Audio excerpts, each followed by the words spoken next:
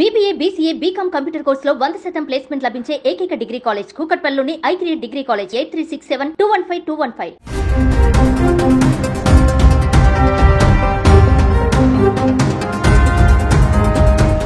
YCP అధినేత జగన్ మళ్ళీ అసెంబ్లీకి వస్తారా? అసెంబ్లీకి వచ్చిన జగన్కి అటెండెన్స్ పడలేదా? రిజిస్టార్లో సంతకం చేసిన వైసీపీ ఎమ్మెల్యేలకు ఎందుకు అటెండెన్స్ పడలేదు? ఉభయ సభలను ఉద్దేశించి అసెంబ్లీలో గవర్నర్ ప్రసంగం సెషన్స్ కిందకే రాదా? జగన్పై స్పీకర్ అనర్హత వేస్తారా? న్యాయ నిపుణుల సలహా తీసుకున్న వైసీపీ ఏం చేయబోతుంది? బడ్జెట్ సమావేశాలకి హాజరవ్వాలని జగన్ డిసైడ్ అయ్యారా? ఒక్కసారి డిసైడ్ అయితే ఎవరి మాట వినని వైఎస్ జగన్ వెనకడుగు వేస్తారా?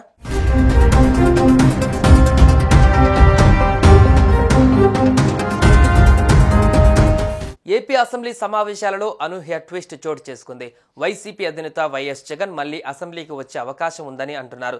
శుక్రవారం బడ్జెట్ సెషన్పై ప్రశ్నించేందుకు జగన్ మరోసారి అసెంబ్లీకి వెళతారని ప్రచారం జరుగుతుంది. అయితే ఈ వాదనలను వైసీపీ వర్గాలు ఖండిస్తున్నాయి. తొలి రోజు అసెంబ్లీకి వెళ్లి సంతకాలు చేసిన వైసీపీ నాయకులు ఈ సమావేశాలకు ఇక హాజరు కాకూడదని డిసైడ్ అయ్యారు. అయితే అనర్హత వేటు నుంచి తప్పించుకునేందుకు అసెంబ్లీకి హాజరైన మాజీ సీఎం జగన్కి అసెంబ్లీ అధికారులు షాక్ ఇచ్చారు. ఉభయ సభలను ఉద్దేశించి అసెంబ్లీలో గవర్నర్ ప్రసంగం, లోక్సభలో రాష్ట్రపతి ప్రసంగం సెషన్స్ కిందకు రావని, వాటికి సభ్యులు వచ్చినా కూడా హాజరుగా పరిగణించలేరని అంటున్నారు. వైసీపీ అధినేతపై అనర్హత వేటు వేసే అధికారం స్పీకర్కి ఉంటుందని అంటున్నారు టీడీపీ సీనియర్ నేతలు. దీనితో న్యాయ నిపుణుల సలహా తీసుకుంటుంది వైసీపీ.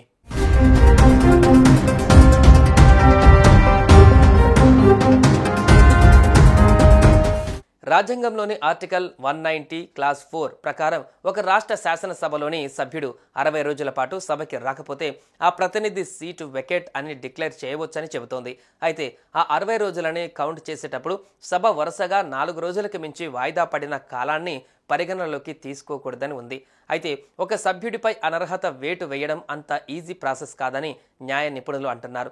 ఒక సభ్యుడిని అలా తొలగించాలంటే చాలా పెద్ద కాంప్లెక్స్ ప్రాసెస్ ఉంటుందని అంటున్నారు. చాలా కష్టమైన ప్రక్రియతో పాటు అన్ని రోజులు సభ జరగడం కూడా పెద్ద విషయమని అంటున్నారు.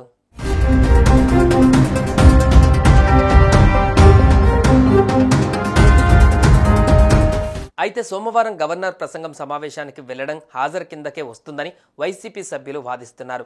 సిగ్నేచర్ రిజిస్టర్ ఎందుకు పెట్టినట్టు అని ప్రశ్నిస్తున్నారు. తమ సభ్యులు సంతకం పెట్టేశారు కాబట్టి అదే లెక్కలోకి వస్తుందని అంటున్నారు. సెషన్స్ పెడతారా, గవర్నర్ ప్రసంగం పెడతారా అనేది సంబంధం లేదని, సభ్యుడు సభకి వచ్చి సంతకం పెట్టి వెళ్లారంటే హాజరైనట్టే అని అంటున్నారు. 60 రోజులు వరుసగా రాకుంటే సదరు సభ్యుడిపై అనర్హత వేటు వేయాలనే నిబంధన పైన ఎక్కడా క్లారిటీ లేదని మాజీ డిప్యూటీ స్పీకర్ కోన రఘుపతి అంటున్నారు.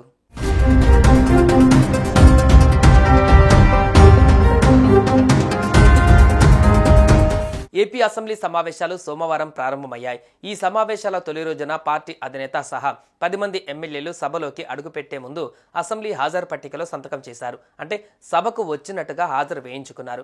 దీంతో మరో 60 రోజుల పాటు వారు సభకు రాకపోయినా పర్లేదని అనుకున్నారు. వైసీపీకి ప్రతిపక్ష హోదా ఇచ్చే ఉద్దేశం ప్రభుత్వానికి లేదని పార్టీ ఎమ్మెల్సీలు, ఎమ్మెల్యేలతో భేటీలో జగన్ అన్నారు. అసెంబ్లీ సమావేశాలకు హాజరు కాకూడదని సమావేశంలో నిర్ణయం తీసుకున్నారు.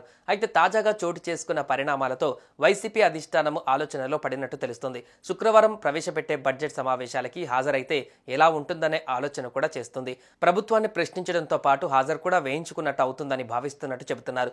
మరి ఒక్కసారి కమిట్ అయితే వెనకడుగు వేయని వైఎస్ జగన్ మళ్ళీ అసెంబ్లీకి వస్తారా రారా? మీరేమనుకుంటున్నారు? కామెంట్ చేయండి.